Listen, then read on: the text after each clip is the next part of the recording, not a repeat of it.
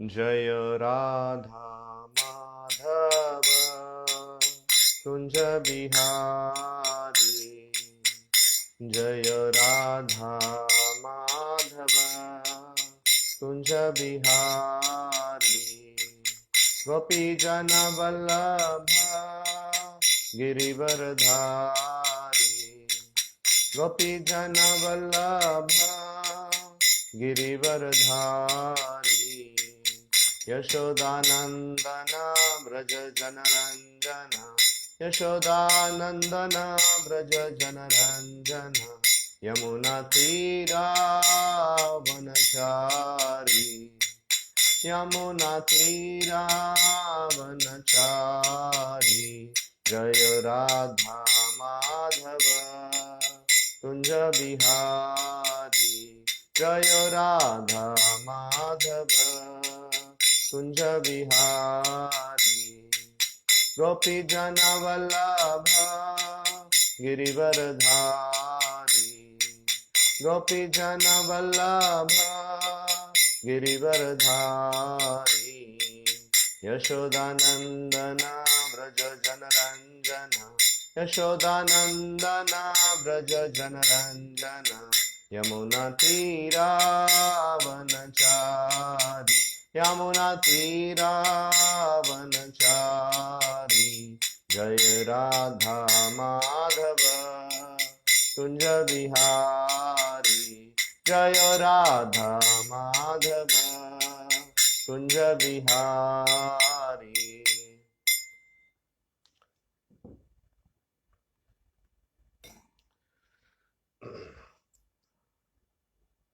ओम नमो भगवते वासुदेवाय। ओम नमो भगवते वासुदेवाय। ओम नमो भगवते वासुदेवाय।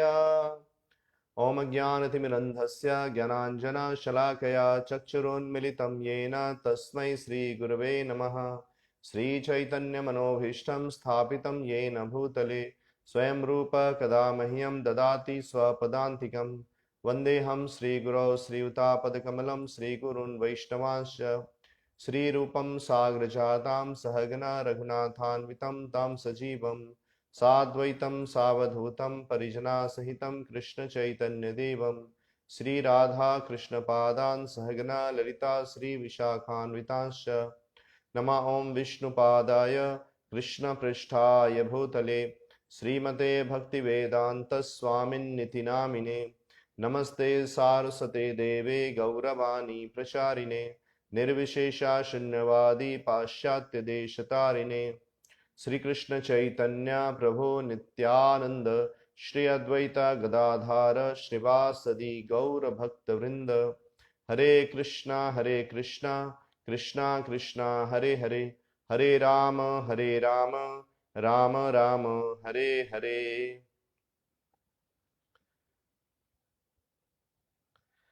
हरे कृष्णा। तो आज हम श्री चैतन्य चरितामृत मध्य लीला से भगवान श्री चैतन्य महाप्रभु की लीलाओं का वर्णन करेंगे, उसका श्रवण और कीर्तन करेंगे। श्री चैतन्य चरितामृत मध्य लीला अध्याय 16। अध्याय का शीर्षक है चैतन्य महाप्रभु का वृंदावन जाने का प्रयास, the lord's attempt to go to Vrindavan. तो यह जो अध्याय है मध्य लीला का बहुत ही सुंदर अध्याय है, बहुत बड़ा अध्याय है। इसमें 290 श्लोक हैं। तो हम प्रयास करेंगे कि जितना ज़्यादा हम कवर कर सकें उसको हम कवर करने का प्रयास करेंगे। यह जो अध्याय है जब चैतन्य महाप्रभु वृंदावन जाने के लिए चेष्टा कर रहे हैं, इच्छा कर रहे हैं, तो इस अध्याय में भगवान श्री चैतन्य महाप्रभु और महाप्रभु के जो भक्तगण हैं उनके बीच में जो प्रेम का आदान प्रदान है, इसे कृष्ण दास कविराज गोस्वामी ने बहुत ही सुंदर रूप में इसे वर्णित किया है। और महाप्रभु और उनके जो अंतरंग भक्तगण हैं उनके बीच में जो प्रेम का आदान प्रदान है, प्रेम का जो वार्ता है, उसे पढ़कर हमारा मन गदगद हो जाता है, हमारा मन मन जो है मंत्रमुग्ध हो जाता है। और चूंकि हम बद्ध जीव हैं, इसलिए महाप्रभु और उनके अंतरंग भक्तों के बीच में जो प्रेम का आदान प्रदान है, उसे हम नहीं समझ सकते हैं, क्योंकि हम उस स्तर पर नहीं हैं। लेकिन जब इसको हम श्रवण करते हैं, जब इसको हम पढ़ते हैं, जब इसका श्रवण करते हैं, तो उस प्रेम के आदान प्रदान से हमारा मन जो है वो पवित्र हो जाता है, और हम भक्ति में अ, आगे बढ़ते हैं। और यह भगवान की जो लीला है, ये हमें आनंद प्रदान करता है, हमारे हृदय को, हमारे मन को। ये है जो भगवान चैतन्य महाप्रभु का जो लीला है, अमृत तुल्य है, और हमारे हृदय को, मन को आनंद देता है, हमें आध्यात्मिक जीवन में पोषण प्रदान करता है। तो हम प्रयास करेंगे इस लीला का श्रवण और कीर्तन करने का।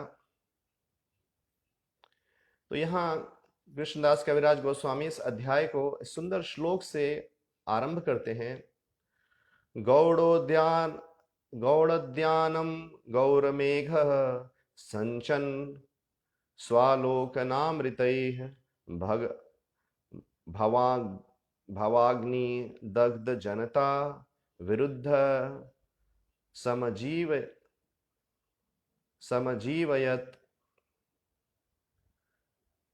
By the nectar of his personal glance, the cloud known as Sri Chaitanya Mahaprabhu poured waters upon the garden of Gaudadesha and revived the people who were like creepers and plants burning in the forest fire of material existence. तो यहाँ कृष्णदास कविराज गोस्वामी बता रहे हैं कि गौड़ोद्यानम गौरमेघ, यह जो गौड़ देश है उसे उद्यान के समान बता रहे हैं, और गौर मेघ और चैतन्य महाप्रभु जो हैं उस मेघ के समान हैं, जो वर्षा करते हैं, जो अपनी कृपा का वर्षा करते हैं, और कृपा का वर्षा गौड़ देश के ऊपर करते हैं। और सिंचन स्वलोक नाम मृतई है। तो किस प्रकार से सिंचन करते हैं? तो स्व आलोकन अमृतई है, स्वलोकान अमृतई है। उनका जो आलोकन है, उनका जो भगवान का जो दृष्टि है, वह अमृत तुल्य है, और भगवान की दृष्टि की वर्षा हो रही है गौड़ देश के ऊपर। और भवाग्नि दग्ध जनता, कृष्णदास कविराज गोस्वामी बता रहे हैं कि भव अग्नि, जो इस संसार में, भव अग्नि में, जो संसार में झुलस रहे हैं, संसार की अग्नि से। और दग्ध, दग्ध का मतलब है जो इस अग्नि से जल गए हैं। जनता, जो इस संसार के जो लोग हैं, जो इस संसार की अग्नि से जल गए हैं। और विरुद्ध, विरुद्ध का अर्थ है जो लताएं, जो पेड़ पौधे, लताएं, ये सभी जो हैं समजीवयत, और ये सभी जब चैतन्य महाप्रभु की कृपा उनके ऊपर पड़ती है, तो ये सभी जीवित हो उठते हैं। यह सुंदर श्लोक यहाँ वर्णन कर रहे हैं कि किस प्रकार से महाप्रभु जो हैं वो मेघ हैं, वो गौर मेघ हैं, वो बादल की भांति है उनकी कृपा। और यह जो संसार है, यह उद्यान है, और यहाँ पर जो लोग इस संसार के भावाग्नि से झुलस रहे हैं, जो जले हुए हैं, और जो यहाँ लताएं और पेड़ पौधों की उपमा दे रहे हैं कि जो लता, पेड़, वृक्ष और पौधे जो संसार की अग्नि से झुलस गए हैं, जब उनके ऊपर जब वर्षा होती है तो वो पुनः हरे हो जाते हैं। उसी प्रकार से इस संसार में जो जीव, जिस भवसागर में जो जीव इस संसार की ज्वाला से ग्रसित हैं, जो ज्वाला से जले हुए हैं, चैतन्य महाप्रभु की कृपा जब उनके ऊपर पड़ती है, और ये कृपा जो है चैतन्य महाप्रभु की दया दृष्टि है, उनका स्व आलोकन, आलोकन अमृतई है। उनका जो दृष्टि है वह अमृत के समान है, और वो अपने अमृत तुल्य दृष्टि से इस संसार में जलते हुए जो लोग हैं उनको पुनः विरुद्ध समजीवयत, उनको वापस जीवित करते हैं। तो हम भी इस संसार में झुलस रहे हैं, संसार की दावाग्नि में। संसार दावा अनलिध लोका त्रणाय कारुण्य घना घनत्वम, और प्राप्त से कल्याण गुणानवस्य वंदे गुरु श्री चरणारविंदम। इस प्रकार से जो गुरु की कृपा, महाप्रभु की कृपा जो हमारे जीवन में आती है, तो हमारा जीवन जो है फिर से पुनः जीवित होता है। जय जय गौरचंद्र जय नित्यानंद, जय अद्वैत चंद्र जय गौर भक्त वृंद। श्री चैतन्य महाप्रभु की जय हो, नित्यानंद प्रभु की जय हो, अद्वैत आचार्य की जय हो, और भगवान श्री गौरांग महाप्रभु के सभी भक्त वृंद की जय हो। प्रभु रहील इच्छा याते वृंदावन, सुनिया प्रताप रुद्र हईला विमन। जब चैतन्य महाप्रभु यह निश्चय करते हैं, यह इच्छा प्रकट करते हैं कि वो वृंदावन जाएंगे, तो उस समय महाराज प्रताप रुद्र यह सुनकर कि महाप्रभु जगन्नाथपुरी को छोड़कर वो वृंदावन जाना चाहते हैं, तो इस समाचार से महाराज प्रताप रुद्र का मन, उनका हृदय विह्वल हो उठा। वो सुनकर विह्वल हो गए, वो निराश हो गए, और उन्होंने क्या किया, और सार्वभौम भट्टाचार्य और रामानंद राय को बुलाए। सर्वभौम रामानंद आनी दुई जन, दुहा के कहे न राजा विनय वचन। और जब महाराज प्रताप रुद्र सार्वभौम भट्टाचार्य और रामानंद राय को बुलाए और उनको इस प्रकार से उनके समक्ष निवेदन प्रस्तुत किया,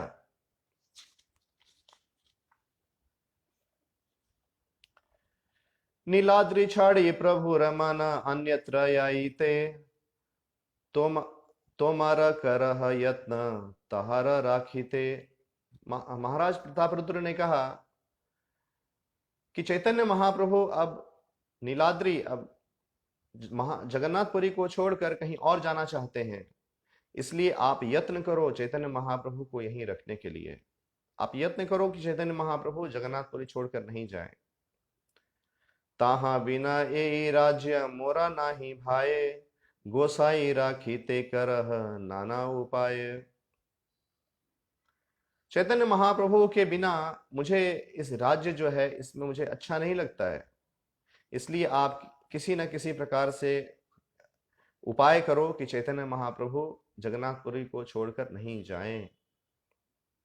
रामानंद सर्वभौम दुई जन स्थाने, तब भट्टाचार्य और रामानंद राय ने क्या कहा, दुह कहे रथ यात्रा कर दर्शन, कार्तिक आइल तबे करह गमन। रामानंद राय और सार्वभौम भट्टाचार्य उन्होंने कहा कि हे महाप्रभु, आप रथ यात्रा का उत्सव आने वाला है, तो आप पहले रथ यात्रा देख लीजिए, और उसके बाद रथ यात्रा के पश्चात जब कार्तिक महीना आएगा तो उस समय आप वृंदावन जाइएगा। कार्तिक आइला कहे ए बिन महासीता, डोला यात्रा देखी आओ ए भाल अमृत। और जब कार्तिक का महीना आ गया तो उन दोनों ने कहा कि भगवान, अब तो कार्तिक शुरू हो गया, बहुत ठंड है, इसलिए आप थोड़े दिन और यहीं पर रहिए, और डोला यात्रा उत्सव होगा, उसे देखने के बाद उसके बाद आप वृंदावन जाइएगा। आजी काली करी उठाय विविध उपाय, यैते सम्मति न देय विच्छेदेर भय। इस प्रकार से दोनों भक्तों ने अलग अलग प्रकार के उपाय किया और भगवान को वृंदावन जाने से रोका, भगवान को वृंदावन जाने के लिए अनुमति नहीं दी,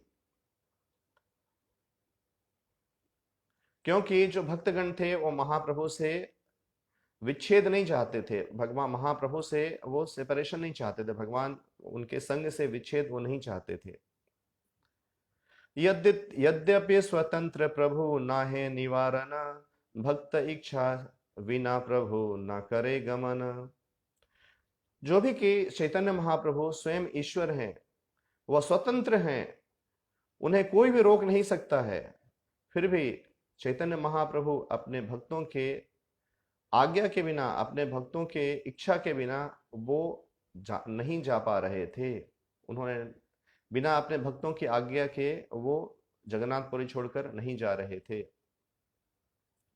तो हम देखते हैं कि यहाँ किस प्रकार से राजा का जो प्रेम है चैतन्य महाप्रभु के लिए, वो कितना प्रगाढ़ है कि वो किसी प्रकार से यत्न कर रहे हैं कि महाप्रभु जगन्नाथपुरी को छोड़कर वृंदावन नहीं जाएं, ताकि उनका संग से विच्छेद ना हो।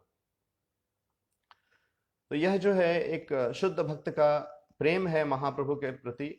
और भगवान भी अपने भक्तों की इच्छा को, उनकी वो भक्तगण जो है नाना प्रकार के उपाय कर रहे हैं, जो भी कि भगवान सब कुछ जानने वाले हैं, उनसे कुछ भी छुपा नहीं है। वो अपने भक्तों के इच्छा को, उनके हृदय को समझकर महाप्रभु भी देखते हैं कि भक्तगण मुझे अनुमति नहीं दे रहे हैं, तो उनकी इच्छा के अनुरूप महाप्रभु भी वहीं रुक जाते हैं।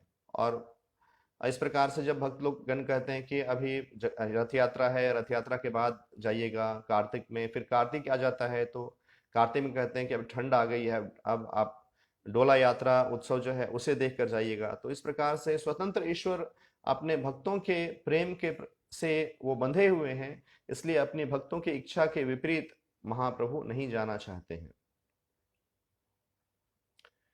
तृतीय वत्सर सब गौड़र भक्तगण, नीलाचले चलित सवार हैला मन। और इस प्रकार से तीसरा वर्ष आया और बंगाल के जितने भक्तगण थे वो सभी चैतन्य महाप्रभु को मिलने के लिए जगन्नाथपुरी आना चाहते थे।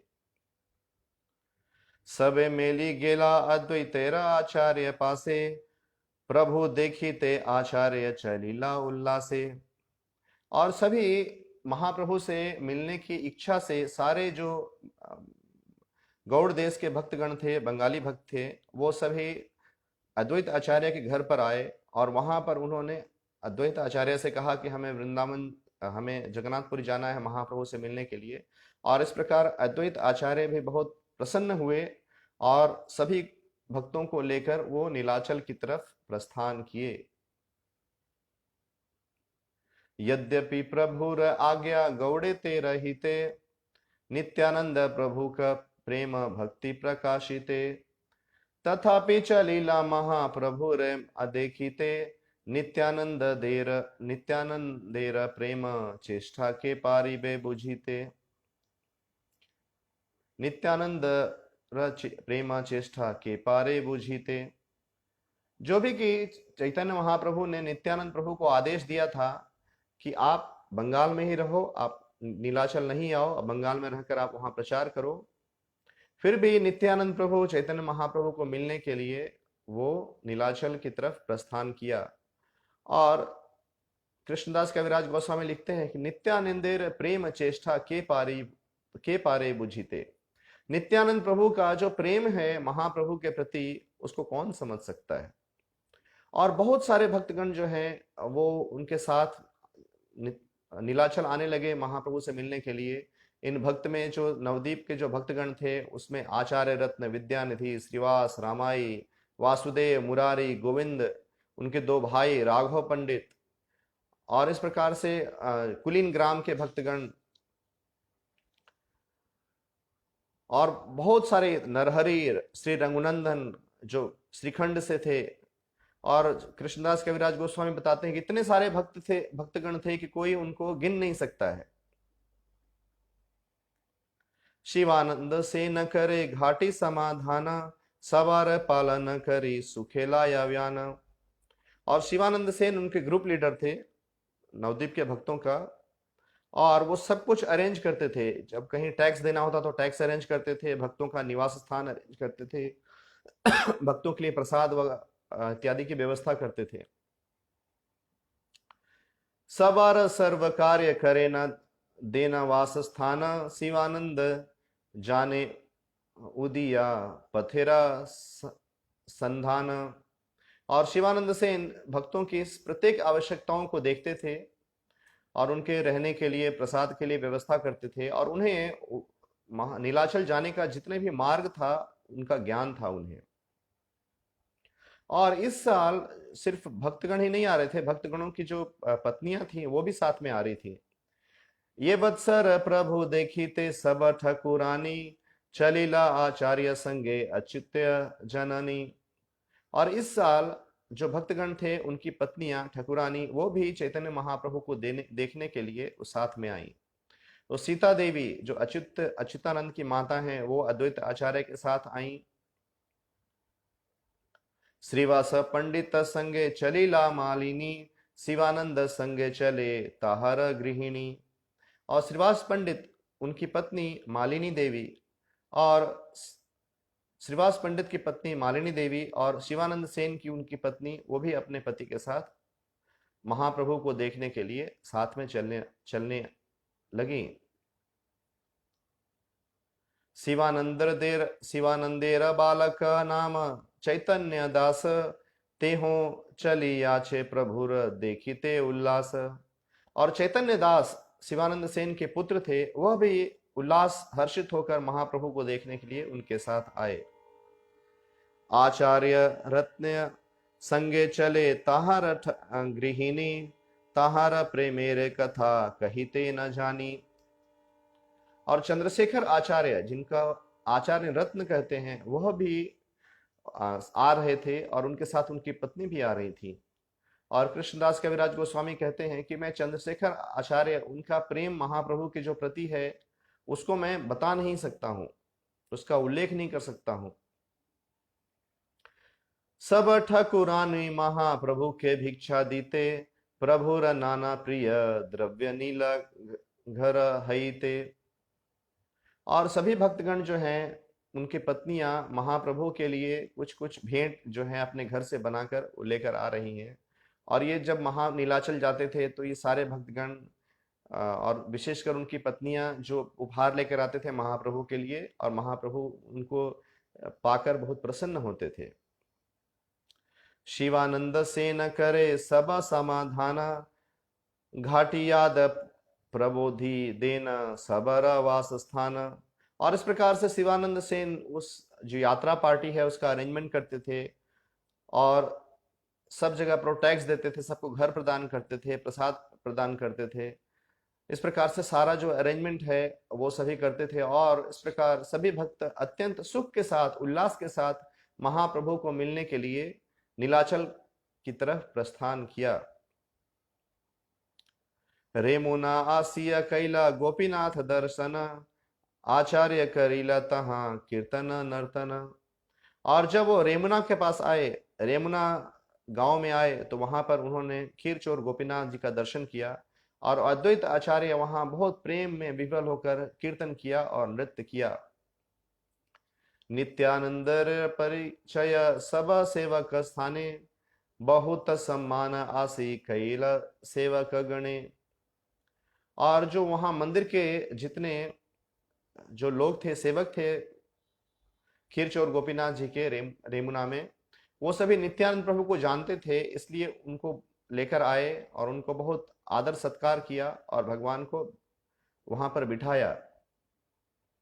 सेई रात्रि सबे महंत तहानी रहीला, बार क्षीर आनी आगे सेवक धरीला। और उस रात्रि को जब भक्तगण कीर्तन किए, सब कथा किए, कीर्तन किए, तो सभी भक्तगण वहां मंदिर में बैठे थे रात्रि के समय में। और उस समय जो खीरचोर गोपीनाथ जी को जो प्रसाद, जो भोग का लगाया जाता है, वो प्रसाद जो है, इसकी कथा जो है माधवेंद्रपुरी की कथा में बहुत विस्तार से चैतन्य चरितामृत में विवरण किया गया है, तो वो उसको हम पढ़ सकते हैं। तो उस प्रसाद को, जैसे अमृत के लिए कहते हैं, उस प्रसाद के 12 पॉट को, 12 बर्तन को नित्यानंद प्रभु के समक्ष सेवक जो हैं वो लेकर आए। क्षीर भाटी सबार दिला प्रभु नित्यानंदे, नित्यानंद क्षीर प्रसाद पाया सबार बाढ़ीते आनंद। और जब उस प्रसाद को नित्यानंद प्रभु को प्राप्त हुआ तो नित्यानंद प्रभु ने सभी भक्तों को प्रसाद को बांटा, और इस प्रकार उस प्रसाद को पाकर सभी भक्तों का उल्लास वो बढ़ गया, सभी भक्तों का आनंद है वो बढ़ गया। और उस समय माधवपुरी कथा गोपाल स्थापना, ताहारे गोपाल ये छे मागिला चंदन। और इस प्रकार से नित्यानंद प्रभु ने सभी भक्तों को किस प्रकार से गोपाल जो विग्रह हैं उनका स्थापना माधवेंद्रपुरी ने किया, और किस प्रकार से गोपाल ने चंदन मांगा था। इस सारी कथा को और खीर चोर कथा कथा को नित्यानंद प्रभु के मुख से सभी भक्तों ने सुना। और ये कथा जो है पहले नित्यानंद प्रभु महाप्रभु से इस कथा को सुने थे। सही कथा सबार मध्य कहे नित्यानंद, सुनिया वैष्णव मने बढ़िला आनंद। और यह जो नित्यानंद प्रभु कथा भक्तों को बता रहे थे, इस कथा को सुनकर उनका आनंद बहुत बढ़ गया। ए मत चली चली कटक आईला, साक्षी गोपाल देखी सबे से दिन रहिला। और इस प्रकार वहां रेमुना में उन्होंने कथा सुना और उसके बाद आगे बढ़े, और आगे बढ़ने के बाद कटक आया, और कटक में वहां साक्षी गोपाल विग्रह उपस्थित थे। वहां साक्षी गोपाल जी का विग्रह कटक में था। तो हम देखते हैं कि आज साक्षी गोपाल का जो विग्रह है वो साक्षी गोपाल में है, जगन्नाथपुरी के पास। लेकिन जब आज से 500 वर्ष पूर्व यहाँ चैतन्य चरितामृत में यहाँ वर्णन आ रहा है कि उस समय साक्षी गोपाल कटक में थे। साक्षी गोपाल कथा कहे नित्यानंद, सुनिया वैष्णव मन बढ़िला आनंद। और वहां पर नित्यानंद प्रभु ने साक्षी गोपाल की कथा को भी सभी भक्तों को सुनाया। और इस कथा का भी वर्णन मध्य लीला में 5वें अध्याय में इसका वर्णन किया गया है। तो इसको हम वहां पढ़ सकते हैं। और इस प्रकार से साक्षी गोपाल की कथा को श्रवण करते हुए भक्तगण जो है आगे नीलाचल की तरफ प्रस्थान किया। और वहां नीलाचल के बॉर्डर पर, जगन्नाथपुरी के बॉर्डर पर एक स्थान है जिसे आथार नाला कहते हैं, वहां पर सभी भक्तगण वहां पर आए। आथारा नाला के आईला गोसाई सुनिया, दुई माला पठाईला गोविंद हाथे दिया। और जब महाप्रभु को यह समाचार मिला कि बंगाल से भक्तगण वहां आथार नाला के पास आ गए हैं, तो उस समय गोविंद के साथ महाप्रभु के जो सेवक हैं उनके साथ महाप्रभु ने 2 पुष्प मालाएं भेंट की, उनको भेजा गोविंद के साथ। दुई माला गोविंद दुई जने पराइला, अद्वैत अवधूत गोसाई बड़ा सुख पाइला। और गोविंद ये जो 2 पुष्प मालाएं हैं उनको अद्वैत आचार्य और नित्यानंद प्रभु को अर्पण किया। और इस प्रकार चैतन्य महाप्रभु के द्वारा भेजे गए पुष्प मालाओं को पाकर अद्वैत आचार्य और नित्यानंद प्रभु अत्यंत प्रसन्न हुए। ताहानी आरंभ कैला कृष्ण संकीर्तन, नाचिते नाचिते चली आइला दुई जन। और इस प्रकार से नित्यानंद प्रभु अद्वैत आचार्य दोनों कृष्ण कीर्तन करने लगे। और कीर्तन करते हुए, नृत्य करते हुए, कीर्तन करते हुए अद्वैत आचार्य और नित्यानंद प्रभु सभी भक्तों के साथ जगन्नाथ पुरी में प्रवेश किया।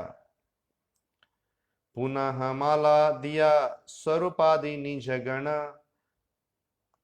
आगो बाली पथाईला सचिरा नंदन। और उसके बाद दूसरी बार चैतन्य महाप्रभु ने और पुष्प मालाओं को भेजा स्वरूप दामोदर और दूसरे भक्तों के साथ। और वो सभी आगे गए और भक्तों को मिले चैतन्य महाप्रभु के भेजे जाने के बाद। नरेंद्र आसिया तहा सबारे मिलीला, महाप्रभु दत्त माला सबारे पराइला। और जब बंगाल से आए हुए सभी भक्तगण नरेंद्र सरोवर के पास आए तो उस समय स्वरूप दामोदर उनको मिले और सभी भक्तों को चैतन्य महाप्रभु के द्वारा दिया गया जो पुष्पमाला है उन्होंने ग्रहण किया। सिंह द्वारे निकट आइला सुनी गौर राय, आपाने आसिया प्रभु मिलीला सबाय। और जब सभी भक्तगण सिंह जगन्नाथपुरी में मंदिर में सिंह द्वार के पास आए तो चैतन्य महाप्रभु ने उस समाचार को सुना कि सभी भक्तगण सिंह द्वार के पास आ गए हैं, तो महाप्रभु स्वयं उनसे मिलने के लिए वहां पर आए। सब लाया कैला जगन्नाथ दर्शन, सब लाया आइला पुनः आपन भवन। और इस प्रकार महाप्रभु के साथ सभी भक्त जगन्नाथ भगवान का दर्शन किया और उसके बाद सभी महाप्रभु के साथ आए और वहां पर सबको निवास स्थान दिया गया था। सभी भक्तगण जो हैं उस अपने अपने निवास स्थान में गए। और वाणीनाथ राय, काशी मिश्रा, ये सभी बहुत मात्रा में भगवान श्री जगन्नाथ का महाप्रसाद लेकर आए, और चैतन्य महाप्रभु ने अपने हाथों से सभी भक्तों को प्रसाद वितरण किया, सभी भक्तों को प्रसाद दिया जो जितने भक्तगण बंगाल से आए थे। और इस प्रकार महाप्रभु और भक्तगण, इनके बीच में प्रेम का आदान प्रदान होता है। और सभी भक्तगण जो हैं 4 महीने तक वहां जगन्नाथपुरी में वही निवास करते हैं, और इस प्रकार नाम संकीर्तन करते हैं चैतन्य महाप्रभु के साथ। और उनका जो 4 महीना वो महाप्रभु के साथ हरे कृष्ण महामंत्र का कीर्तन करते हुए बहुत आनंद से बीतता है। तो यहाँ महाप्रभु और उनके भक्तगण हमें शिक्षा दे रहे हैं कि जब भक्तगण एक साथ आते हैं तो उनको क्या करना है। तो भक्तगण जब एकत्रित होते हैं तो उनको करना है हरे कृष्णा कृष्णा कृष्णा हरे हरे, हरे राम राम राम हरे हरे। जब भक्तगण एकत्रित होते हैं, एक दूसरे को मिलते हैं, तो बैठकर नाम संकीर्तन करते हैं, और नाम संकीर्तन इस प्रकार करके भक्तों के हृदय में बहुत आनंद प्राप्त होता है। जैसा कि यहाँ हम देखते हैं कि 4 महीने तक लगातार बंगाल से भक्तगण आए और महाप्रभु के साथ उन्होंने कृष्ण नाम का संकीर्तन किया। और पिछले वर्ष की भांति ही सभी भक्तगण जो हैं वो गुंडीचा मंदिर का वो साफ किया, और रथ यात्रा जब आया, रथ यात्रा में उन्होंने कीर्तन किया, नृत्य किया। और जो कुलीन ग्राम से जो भक्तगण आए थे, वो कुलीन ग्राम के भक्तगण वो सिल्क एंड रोप्स लेकर आते थे, सिल्क की रस्सी जो है वो लेकर आते थे, और जिससे कि भगवान जगन्नाथ जी का जो रथ है उनको खींचा जाता था। और उन्होंने जगन्नाथ भगवान को जो सिल्क की जो रस्सी है वो लेकर आए, और रेशम की रस्सी वो दिया भगवान जगन्नाथ को। और सभी भक्तगण जो हैं वो बड़े ही उल्लास के साथ, आनंद के साथ महाप्रभु रथ यात्रा में नृत्य किया महाप्रभु के साथ।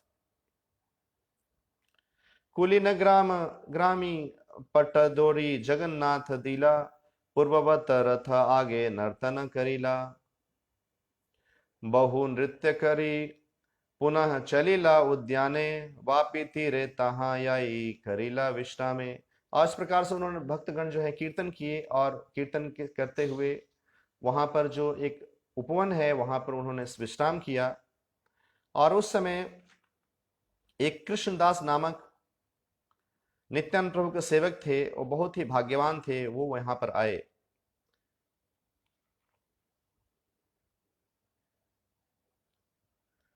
और उस समय जो है कृष्णदास जो है वो एक बड़े घड़े में पानी लेकर आए, और भगवान श्री चैतन्य महाप्रभु को अभिषेक किया, उनको नहलाया। और इस प्रकार से महाप्रभु उनके द्वारा जल अर्पण करने से वो बहुत प्रसन्न हुए, और भगवान बहुत संतुष्ट हुए। और वहां पर बालागांडी जो स्थान है वहां पर भगवान जगन्नाथ जी को बहुत भोग अर्पण होता है, और उस समय वहां पर सभी भक्तगण जो हैं महाप्रभु और उनके सारे भक्तगण ने उस महा जगन्नाथ प्रसाद को ग्रहण किया, और सभी भक्तगण जो थे वो बहुत आनंदित हुए। और पूर्ववत इस प्रकार से सभी भक्तों ने रथ यात्रा को उत्सव को देखा, रथ यात्रा उत्सव में भाग लिया, और हेरा पंचमी उत्सव में भाग लिया। और उसके बाद जो भक्तगण हैं महाप्रभु को अपने यहाँ पर बुलाते हैं प्रसाद के लिए। और यहाँ एक कथा का वर्णन किया गया है कि अद्वैत आचार्य एक बार महाप्रभु को अपने घर पे बुलाए, लेकिन उस समय अद्वैत आचार्य की ये इच्छा थी कि महाप्रभु दूसरे भक्तों के साथ नहीं आए, वो अकेले आए। लेकिन वो दूसरे भक्तों को कह नहीं सकते थे ऐसा कि आप मत आओ, सिर्फ चैतन्य महाप्रभु आए। तो उस दिन ऐसा हुआ कि जब अद्वैत आचार्य ने महाप्रभु को बुलाया, तो उस दिन बहुत एक बवंडर आया, एक आचार्य गोसाई प्रभुर कैला निमंत्रण, तारा मध्य कैला याछे झाड़ वरिशन। और उस दिन एक बवंडर आया, उसके कारण क्या हुआ कि सिर्फ चैतन्य महाप्रभु ही अद्वैत आचार्य के पास आ सके, और दूसरे जो भक्तगण हैं वो दूसरे जो सन्यासी हैं वो महाप्रभु के साथ नहीं आ सके। तो यहाँ बता रहे हैं कि भगवान जो है वो किस प्रकार अपने भक्तों के इच्छा को पूरी करते हैं। और जैसा भक्तगण चाहते हैं भगवान उस प्रकार से अरेंजमेंट करते हैं। और यहाँ कृष्णदास कविराज गोस्वामी बताते हैं कि इस लीला को आ, वृंदावन दास ठाकुर ने चैतन्य भागवत में बहुत विस्तार से बताया है, इसलिए मैं इसका सिर्फ उल्लेख कर रहा हूं, इसके बारे में नहीं बता रहा हूं। विस्तारित वृंदावर्णीयाचेन दास वृंदावन श्रीवास प्रभुरे तबे कैला निमंत्रण। और उस समय जो है इसको बहुत विस्तार से बताया गया है चैतन्य भागवत में। और उस समय जो एक दिन श्रीवास ठाकुर ने महाप्रभु को अपने घर में प्रसाद के लिए आमंत्रित किया, और उनकी जो पत्नी थी वो महाप्रभु की सेविका थी, वो स्वयं को महाप्रभु की सेवक समझती थी, लेकिन उनका जो प्रेम था महाप्रभु के लिए इतना प्रगाढ़ था कि महाप्रभु उनको अपनी माता के रूप में जानते थे, अपनी माता के समान उनको प्रेम देते थे। प्रभुर प्रियाय व्यंजन सब रांधे न मालिनी भक्ति दासी अभिमान स्नेहते जननी। और उन्होंने, मालिनी देवी ने, महाप्रभु जब उनके यहाँ आने वाले थे तो उन्होंने बहुत प्रेम से उन सारे व्यंजनों को बनाया जो महाप्रभु को पसंद थे। और इस प्रकार उनका इतना प्रेम था कि प्रेम वश वो स्वयं को महाप्रभु की सेविका मानती थी, लेकिन उनके प्रेम के वश महाप्रभु उनको एक माता के समान उनको आदर और सम्मान देते थे। और इस प्रकार से बीच बीच में सारे भक्तगण जो हैं वो सभी एक एक दिन कर प्रत्येक दिन चंद्रशेखर आचार्य और दूसरे जो महाप्रभु के भक्तगण हैं वो प्रतिदिन महाप्रभु को प्रसाद के लिए आमंत्रित करते थे। और इस प्रकार से 4 महीने बीत गए और चतुर्मास जो था वो खत्म हो गया।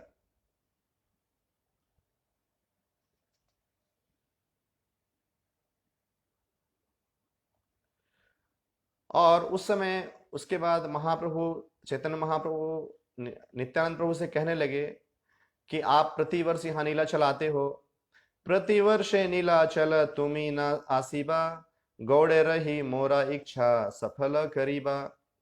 और उस समय चैतन्य महाप्रभु नित्यानंद प्रभु को कहने लगे कि आप प्रतिवर्ष यहाँ नीलाचल नहीं आओ, और मेरी इच्छा है कि आप बंगाल में रहो और मेरी इच्छा को पूर्ण करो।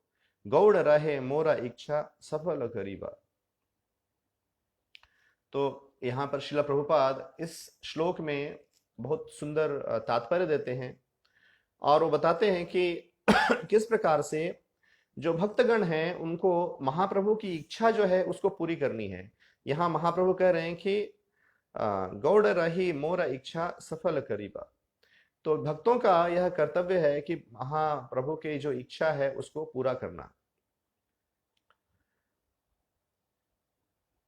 तो चैतन्य महाप्रभु उनके जो इच्छा को पूरी करने के लिए बहुत सारे भक्तों ने बहुत जिम्मेदारी ग्रहण किया। जैसे रूप गोस्वामी, सनातन गोस्वामी वो वृंदावन गए, उन्होंने शास्त्रों को लिखा और प्रचार किया। उसी प्रकार से महाप्रभु नित्यानंद प्रभु को भी यह कह रहे हैं कि मेरी इच्छा है कि आप प्रतिवर्ष जगन्नाथपुरी नहीं आओ, और लोगों को कल्याण के लिए, बद्ध जीवों का कल्याण के लिए आप बंगाल में रहो और वहां पर प्रचार करो। तो श्रील प्रभुपाद यह कहते हैं कि चैतन्य महाप्रभु के जो आंदोलन है इसमें भाग लेना और इसमें रहकर प्रचार करना, यह जो है वह वृंदावन और जगन्नाथपुरी में रहने से ज्यादा श्रेयस्कर है। हमें ऐसी इच्छा होनी चाहिए कि हम स्वयं की इच्छा के लिए वृंदावन और जगन्नाथपुरी में न निवास करें, परंतु चैतन्य महाप्रभु के आंदोलन को आगे बढ़ाने के लिए, महाप्रभु की इच्छा को पूरी करने के लिए हम महाप्रभु के आंदोलन में रहकर और सेवा करें, जिससे कि भगवान के नाम का प्रचार हो। और जब हम ऐसा करते हैं, स्वयं की इच्छा को छोड़कर के वृंदावन धाम में रहना और जगन्नाथपुरी धाम में रहना, यह इच्छा अच्छी है, लेकिन इसे भी त्याग कर जब हम महाप्रभु के आंदोलन में रहकर हम सेवा करते हैं, और महाप्रभु के आंदोलन उनका जो हेतु है बद्ध जीवों को हरिनाम प्रदान करना, तो जब ऐसा करते हैं तो महाप्रभु इस कार्य से बहुत प्रसन्न होते हैं। इसलिए यहाँ पर श्रील प्रभुपाद बताते हैं कि महाप्रभु की क्या इच्छा है। तो महाप्रभु की इच्छा है कि पृथ्वी ते आते आछे यत नगर आदि ग्राम सर्वत्र प्रचार होई बे मोरा नाम। तो यहाँ श्रील प्रभुपाद लिखते हैं, the devotees of Lord Chaitanya must preach Krishna consciousness in every village and town in the world, that will satisfy the Lord. It is not that one should act whimsically for his own personal satisfaction. तो यहां श्रील प्रभुपाद बता रहे हैं कि महाप्रभु की इच्छा के लिए कृष्ण भावनामृत का प्रचार प्रत्येक गांव और प्रत्येक शहर में कृष्ण भावनामृत का प्रचार होना चाहिए. यह चैतन्य महाप्रभु की इच्छा है. और जब हम कृष्ण भावनामृत का प्रचार प्रत्येक गांव और प्रत्येक शहर में करते हैं तो इससे महाप्रभु संतुष्ट होते हैं. इसलिए हमें अपने स्वयं के संतुष्टि को त्याग कर महाप्रभु की संतुष्टि के लिए कार्य करना चाहिए. और यही परंपरा है. यह जो महाप्रभु का आदेश है, यह परंपरा में यह आता है. और प्रत्येक इस्कॉन में जो भक्तगण हैं उनका यह दायित्व है, उनका यह कर्तव्य है कि हम महाप्रभु की इस इच्छा को, जो कि गुरु परंपरा में आता है, इसे ग्रहण करें और चैतन्य महाप्रभु के जो संदेश है उसे पूरे विश्व में उसको फैलाने का प्रयत्न करें. और इससे महाप्रभु की कृपा हमें प्राप्त होगी. ताहा सिद्धि करे है न अन्य ना देखिए, अमर दुष्कर क्रम कर्म तोमा हाइते है. और चैतन्य महाप्रभु आगे कहते हैं कि आप जो कार्य कर सकते हो, आप मुझसे भी श्रेय कार्य को कर सकते हो. जो कार्य को मैं नहीं कर सकता हूं वो आप कार्य को कर सकते हो. और मुझे बंगाल में गौड़ देश में प्रचार करने के लिए आपसे अच्छा और कोई व्यक्ति नहीं है जो वहां प्रचार कर सके. तो यहां श्रील प्रभुपाद इस श्लोक में लिखते हैं तात्पर्य में कि चैतन्य महाप्रभु का क्या मिशन है, इस्कॉन आंदोलन का, हरे कृष्ण आंदोलन का क्या ध्येय है. तो ये ध्येय है कि हम कृष्ण नाम का प्रचार करें. और कृष्ण नाम का प्रचार से संसार में जो पतित जीव हैं उनका कल्याण होगा. और इस कलयुग में प्रत्येक जो है 100% लोग जो हैं वो सभी पतित हैं. सभी लोग यहाँ कलयुग में पतित हैं. और चैतन्य महाप्रभु अवतरित हुए हैं इन पतितों का उद्धार करने के लिए. और यहाँ पर प्रभुपाद बताते हैं कि चैतन्य महाप्रभु ने, उनके जो अंतरंग भक्त थे वो सभी ऊंचे वर्ग से थे, जैसे कि रूप गोस्वामी, सनातन गोस्वामी और सार्वभौम भट्टाचार्य, प्रकाशानंद सरस्वती. इस प्रकार से महाप्रभु ने बड़े बड़े जो लीडर्स थे, मायावादी सन्यासी जो थे, प्रकाशानंद सरस्वती और सार्वभौम भट्टाचार्य, वही पहले निर्विशेषवाद को, मायावाद को पालन करते थे, उन सभी को महाप्रभु ने उद्धार किया था. और उनकी इच्छा से, महाप्रभु की कृपा से नित्यानंद प्रभु ने जगाई और मधाई का उद्धार किया. तो महाप्रभु ने जो ऊंचे वर्ग के लोगों को भक्त बनाया, लेकिन उनकी ही कृपा से नित्यानंद प्रभु ने जगाई और मधाई को भी भक्त बनाया. तो इसलिए यहां श्रील प्रभुपाद कह रहे हैं कि आमर दुष्कर कर्म तोमा हईते है. वो कह रहे हैं कि मैं चाहता हूं कि मेरे लिए जो दुष्कर है वो उस कार्य को आप करें. तो यहाँ भगवान जो है इतने नम्र हैं, और भगवान जो है अपने भक्तों को इस प्रकार से, भगवान की इच्छा होती है कि जो भक्तगण हैं वो उनसे भी अच्छा कार्य करें. भगवान यहाँ हम देखेंगे महाप्रभु कितने नम्र हैं कि वो कह रहे हैं कि जो कार्य मैं नहीं कर सकता हूँ, वो कार्य जो मेरे लिए भी कठिन है, वो उस कार्य को आप करें और बंगाल में रहें. तो यह जो भगवान और उनके भक्तों के बीच का जो प्रेम है, यह इस बात को दर्शाता है कि और यह इस बात को भी दर्शाता है कि भगवान अपने भक्तों को कितना प्रतिष्ठा देते हैं और कितना मान देते हैं, और इतना सम्मान देते हैं भक्तों को. और अपने भक्तों से इतनी भगवान जो है इच्छा रखते हैं कि मेरे भक्तगण जो हैं ऐसा कार्य करें जो मेरे लिए भी कठिन है. भगवान के लिए कोई भी ऐसा कार्य नहीं है जो कठिन है, लेकिन भगवान प्रत्येक कार्य के लिए अपने भक्तों को श्रेय देना चाहते हैं. वो चाहते हैं कि मेरे भक्तगण जो हैं उनका नाम हो, उनका नाम का प्रचार हो. और जो भक्तगण हैं वो चाहते हैं कि कृष्ण नाम का प्रचार हो. वो कोई भी जब कार्य करते हैं तो उस कार्य को का श्रेय स्वयं नहीं लेते हैं. उस कार्य को वो कृष्ण की कृपा से, महाप्रभु की कृपा से ही प्रचार करते हैं.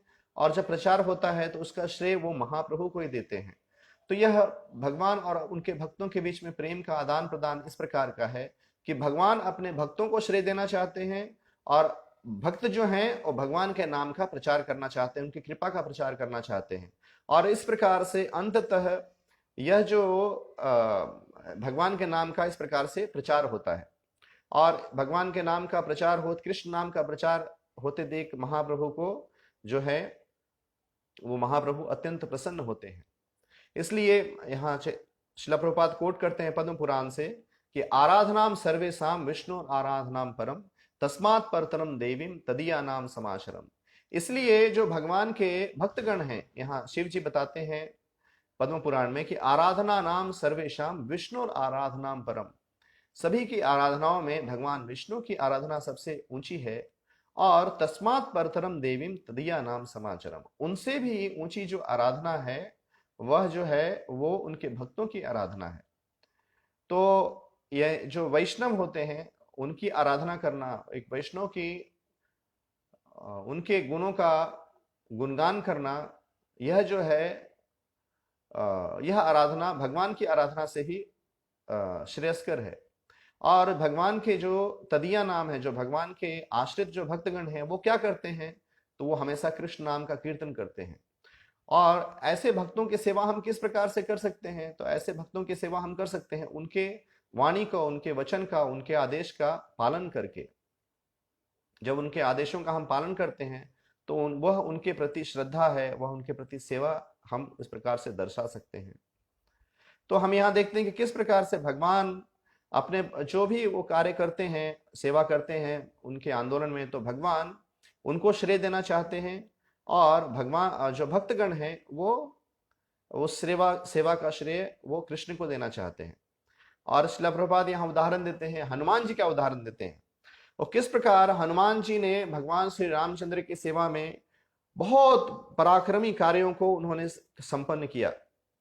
और किस प्रकार से वो हनुमान जी ने सागर को छलांग लगाकर पार किया और सीता माता से मिले, और सीता माता से मिलकर और वो वापस आए और भगवान श्री रामचंद्र के साथ उनको वहां ले जाने के लिए वहां पर एक सेतु का निर्माण किया।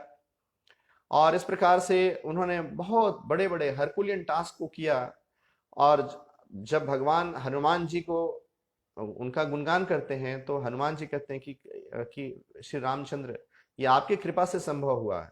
तो यह जो है प्रकार से भगवान जो है अपने भक्तों को भक्ति का श्रेय देते हैं, और जो उनके भक्तगण जो हैं वो भगवान को श्रेय देते हैं। और जब नित्यानंद प्रभु इस प्रकार से महाप्रभु की वाणी को सुनते हैं तो नित्यानंद प्रभु क्या कहते हैं, नित्यानंद कहे आमी देह तुम्ही प्राण, देह प्राण भिन्न भिन्न नहीं एत प्रमाण। और नित्यानंद प्रभु कहते हैं कि हे भगवान, आप मेरे जीवन हैं और मैं ये शरीर हूं, आप मेरे जीवन हैं। और शरीर और जीवन में क्या अंतर है, और उसमें शरीर और जीवन में जीवन ज्यादा महत्वपूर्ण है। इस प्रकार से नित्यानंद प्रभु कहते हैं, अचिंत्य शक्ति कर तुम्ही ताहर घटना, यही कराह से ही करी नहीं का नियम। और आपकी कृपा से कोई व्यक्ति ऐसे कार्य को कर सकता है, कोई भी कार्य, आपकी कृपा से कोई व्यक्ति कोई भी कार्य को कर सकता है। और आप जो भी मुझे आप इच्छा करके कराना चाहते हैं मैं उसे करने के लिए तैयार हूं। जैसे श्रील प्रभुपाद कहते हैं, न चाहते प्रभु नचाओ से मते, उसी प्रकार से यहाँ नित्यानंद प्रभु कह रहे हैं कि अचिंत्य शक्ति कर तुम्ही ताहर घटन। आप जो है किसी अपने अचिंत्य शक्ति के द्वारा किसी से कोई भी कार्य करा सकते हैं, और यही कर से ही करी नहीं का नियम। और जो आप कराना चाहते हैं मैं उसे करने के लिए तत्पर हूं। तो श्रील प्रभुपाद यहाँ लिखते हैं कि तेषाम सतत युक्ता नाम भजताम प्रीति पूर्वकम ददामि बुद्धि योगम तम येन माम उपयांदिते। तो जो भक्तगण हमेशा चैतन्य महाप्रभु की वाणी का प्रचार करने के लिए तत्पर रहते हैं तो महाप्रभु उनके द्वारा बहुत विशेष कार्यों को संपन्न कराते हैं। तो यह यहाँ इसका अर्थ है कि हम जो भी कार्य, यदि हम सिंपली यदि इच्छा करें भगवान की सेवा करने के लिए, और यदि हम भगवान को समर्पित रहें तो भगवान हमारे द्वारा बहुत सुंदर भक्तिमय कार्यों को संपन्न करा सकते हैं। और इसलिए हमें भगवान को समर्पित होना चाहिए। और हम कोई भी भक्ति में कार्य करते हैं तो उसका श्रेय जो है वो भगवान को देना चाहिए, क्योंकि वो भगवान की अचिंत शक्ति से हम कोई भी भक्ति में जो कार्य करते हैं वो हमारी शक्ति से संपन्न नहीं होता है, परंतु वो भगवान की अचिंत शक्ति के द्वारा संपन्न होता है। इसलिए भगवान जो है वो अपने भक्तों को श्रेय देते हैं, और भगवान के भक्तगण जो है वो अपने लिए कोई श्रेय नहीं लेते हैं, परंतु सारा श्रेय जो है वो भगवान को अर्पण करते हैं। और इस प्रकार जो कुलीन ग्राम के जो भक्तगण हैं, इस प्रकार चैतन्य महाप्रभु नित्यानंद प्रभु को आलिंगन करते हैं और उनको फिर विदा करते हैं। और जो दूसरे कुलीन ग्राम के भक्तगण जो हैं वो भी जब विदाई के समय में जब भगवान से विदा लेते रहते हैं, उस समय कुलीन ग्राम के भक्तगण जो हैं वो पूछते हैं भगवान से कि हमें क्या करना चाहिए। कुलीन ग्रामी पूर्वत कैला निवेदन, प्रभु आज्ञा करे आमार कर्तव्य साधन। कुलीन ग्राम के भक्तगण कहते हैं कि महाप्रभु हमें क्या करना चाहिए, आप हमें बताएं।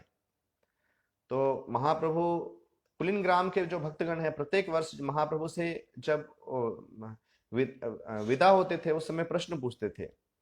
तो यहाँ पर आज इस वर्ष प्रश्न पूछ रहे हैं कि हमें क्या करना चाहिए।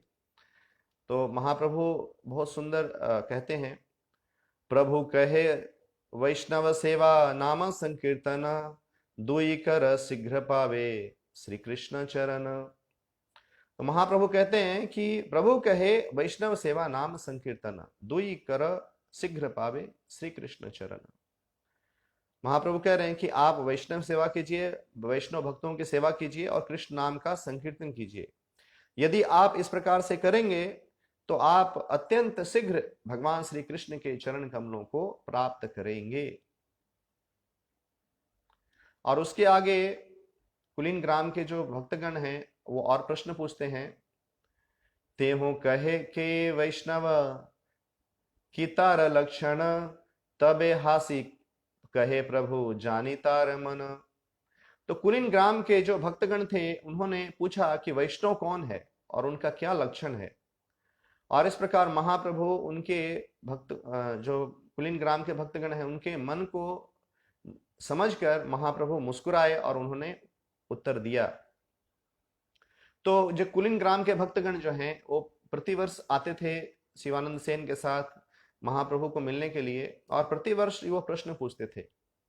पहले वर्ष उन्होंने जब प्रश्न पूछा था तो यही पूछा था कि वैष्णव कौन है और किस लक्षण से हम वैष्णव को जान सकते हैं।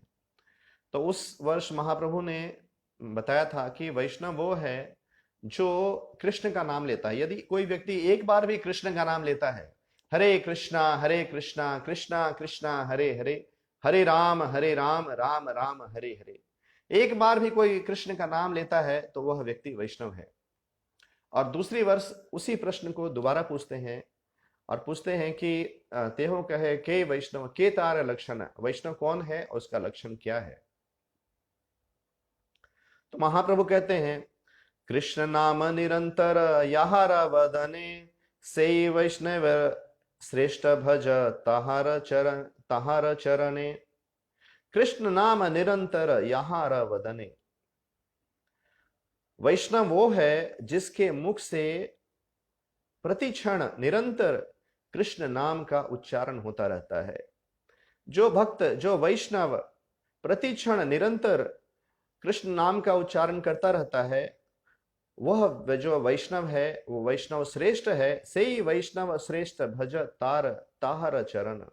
और ऐसे भक्त के चरण कमलों का हमें आश्रय ग्रहण करना चाहिए। और ऐसे वैष्णव जो हैं जिनके मुख पर प्रतिक्षण निरंतर कृष्ण का नाम होता है, ऐसे भक्त के चरणों की हमें सेवा करनी चाहिए। यहाँ बहुत लंबा तात्पर्य शिला प्रभुपाद इसमें लिखते हैं और लिखते हैं कि जो उत्तम भक्ति है वो क्या है, तो अन्याभिलाषिता शून्यम ज्ञान कर्मादिनावृतम, अनुकूलेन कृष्णानुशीलनम भक्तिर उत्तमा। जो भक्तगण उत्तम भक्ति के श्रेष्ठ में हैं, स्तर पर हैं, वो ज्ञान और कर्म बाकी चीजों को त्याग कर वो अनुकूल भावना से भगवान का कृष्ण नाम का अनुशीलन करते हैं, और इस प्रकार के भक्त जो हैं वह जो है इस प्रकार के भक्त जो हैं वो श्रेष्ठ हैं। तो भक्तों का विभाजन रूप गोस्वामी बताते हैं कि 3 प्रकार के भक्त होते हैं: कनिष्ठ अधिकारी, मध्यम अधिकारी और उत्तम अधिकारी। तो जो कनिष्ठ अधिकारी होता है वह जो है वो कृष्ण का नाम का जप करता है, लेकिन उसकी जो भगवान के प्रति निष्ठा है वो अभी उतनी बढ़ी नहीं है, और वो सिर्फ विग्रह में ही वो भगवान को देखता है, और भगवान के दूसरे भक्तों से वो प्रेम का आदान प्रदान नहीं करता है। वो कनिष्ठ अधिकारी है। और उससे जो ऊपर जो भक्त हैं, जो मध्यम अधिकारी हैं, वो भक्त जो हैं वो भक्ति में उच्च होते हैं, और वो निरंतर कृष्ण का नाम का जप करते हैं और भगवान के प्रेममयी सेवा में लगे रहते हैं। और इस प्रकार के भक्त को मध्यम अधिकारी कहा गया है।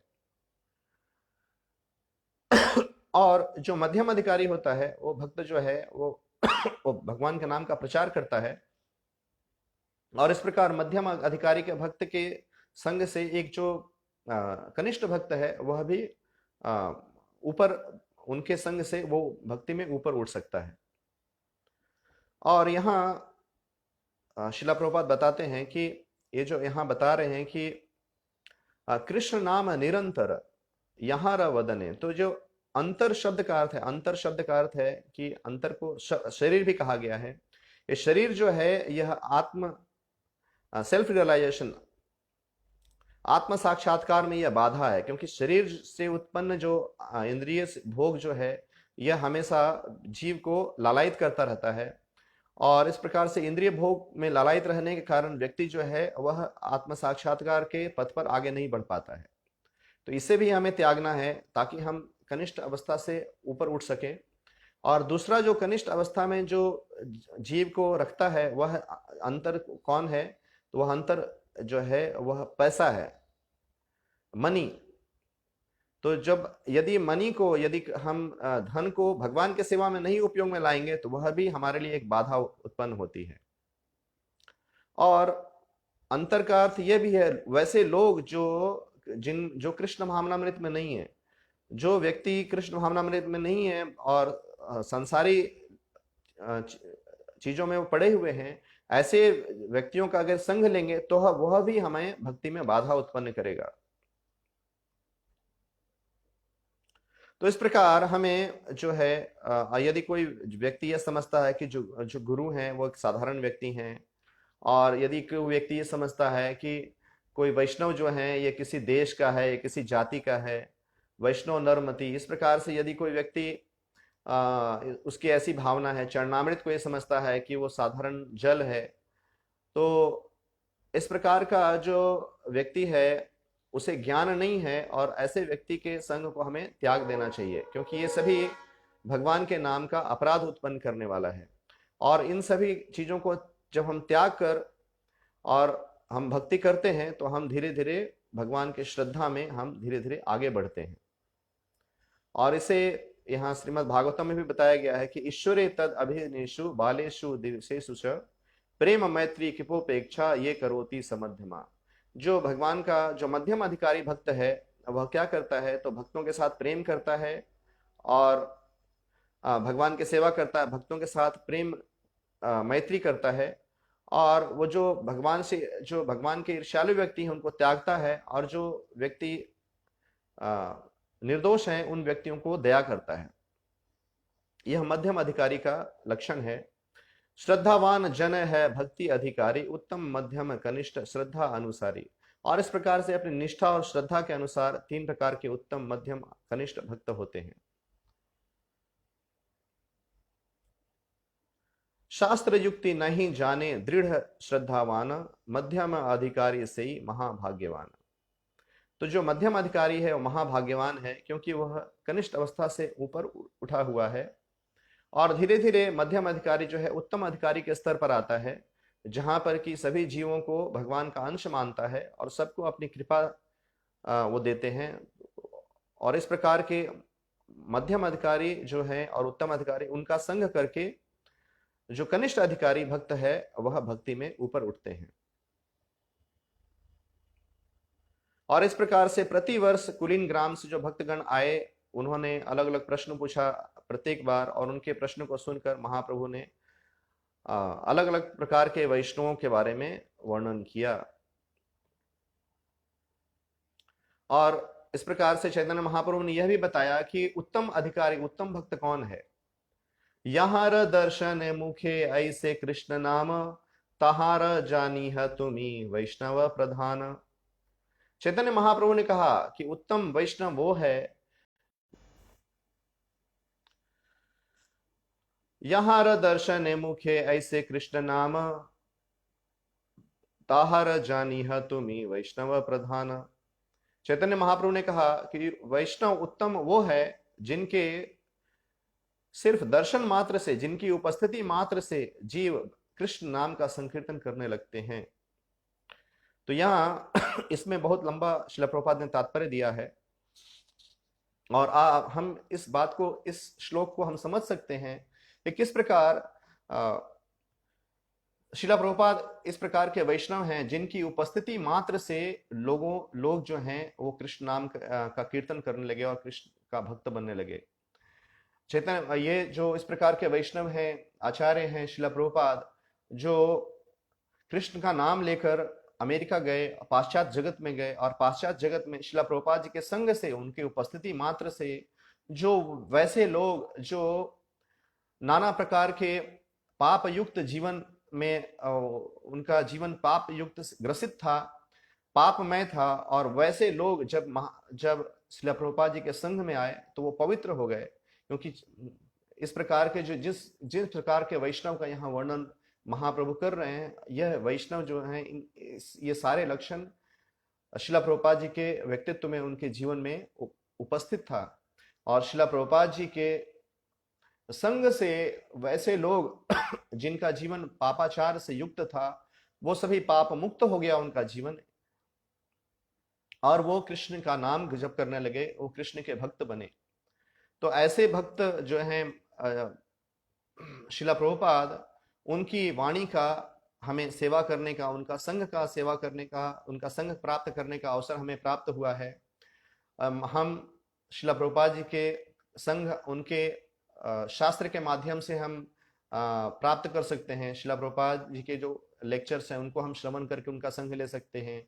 श्रील प्रभुपाद जी ने इतने सारे जो ग्रंथ लिखे हैं, जो भक्ति वेदांत तात्पर्य लिखा है, उसको हम पढ़कर उनके साथ हम श्रील प्रभुपाद जी का संग ग्रहण कर सकते हैं। और इस प्रकार से श्रील प्रभुपाद जी के वाणी को श्रवण करना, श्रील प्रभुपाद जी के जो शास्त्र, जो भक्ति वेदांत परपट है, उसको पढ़ना, ये श्रील प्रभुपाद जी की सबसे ऊंची सेवा है। और श्रील प्रभुपाद जी को जिन्होंने कहा, उन्होंने बताया कि 4 नियम पालन करो, 16 माला हरिनाम जप करो, यह इसे करना श्रील प्रभुपाद जी के लिए सबसे बड़ी सेवा है। क्योंकि जब हम ऐसा करेंगे तो इससे श्रील प्रभुपाद प्रसन्न होंगे और वो अपनी कृपा देंगे, और उनकी कृपा से हम महाप्रभु की कृपा को भी प्राप्त कर सकेंगे। तो यह अध्याय जो है बहुत बड़ा है, और इस अध्याय में आगे बहुत सारे सुंदर और दृष्टांत इसमें कृष्णदास कविराज गोस्वामी बताते हैं, महाप्रभु और उनके भक्तों के बीच का जो प्रेम का आदान प्रदान हुआ है। और इसी में आगे आता है किस प्रकार से एक मुसलमान गवर्नर जो है वो महाप्रभु के चरण कमलों का आश्रय ग्रहण करता है। तो मैं उसको लेना चाहता था, लेकिन ये अध्याय बहुत बड़ा है, तो हम इस कथा को जब अगली बार भागवतम कथा करेंगे या संडे फिस्ट का कार्यक्रम करेंगे, कथा करेंगे, तो इसी कथा को हम आगे बढ़ाएंगे। तो यहाँ मैं विराम देता हूँ। सभी भक्तों को ध्यान पूर्वक सुनने के लिए सभी भक्तों का धन्यवाद। वांछा कल्पतरुभ्यश्च कृपा सिन्धुभ्येव च पतितानां पावनेभ्यो वैष्णवेभ्यो नमो नमः। अनंत कोटि वैष्णव वृंद की जय। जय श्रील प्रभुपाद की जय। गौर भक्त वृंद की जय।